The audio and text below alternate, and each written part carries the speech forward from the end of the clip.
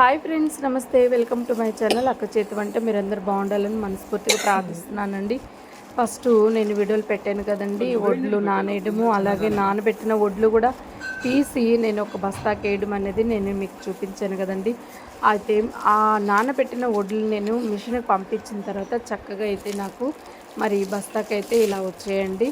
నేను ఒక 40 కేజీలు వడ్లు పంపిస్తే నాకు 25 కేజీలు బస్తా కన్నా తక్కువే వచ్చేయండి. మరి 20 రూపీస్ లెక్కన వాళ్ళు డబ్బాతో కొలిచి తీసుకున్నారు. అది కేజీ డబ్బా అన్నారు. చక్కగా ఆడిచ్చేసి నేనైతే పట్టించుకొచ్చుకున్నాను. నీట్గా నేను ఒక మంచి శుభ్రమైన క్లాత్తో నేను పరిచి ఆరబెట్టానండి. ఇలా ఆరబెట్టిన అటుకుల్ని జల్లించుకొని కూడా నేను శుభ్రంగా ఇంకొక బస్తాలకైతే తీసేసుకున్నాను. ఆ బస్తాలో నుంచి కూడా మరి ఒక స్టీల్ డబ్బాలలో కూడా మరి వేసి మనం చక్కగా స్టోరేజ్ చేసుకొని మనం పెట్టుకోవచ్చండి. దగ్గరదాపు ఒక మనకి 6 మంత్స్ 1 ఇయర్ అయినా కూడా ఉంటాయి.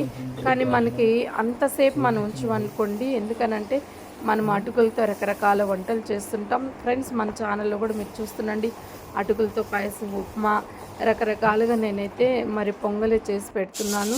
మీరు చూడండి ఫ్రెండ్స్, మీకు నచ్చితే లైక్ చేయండి, షేర్ చేయండి, సబ్స్క్రైబ్ చేసుకోండి.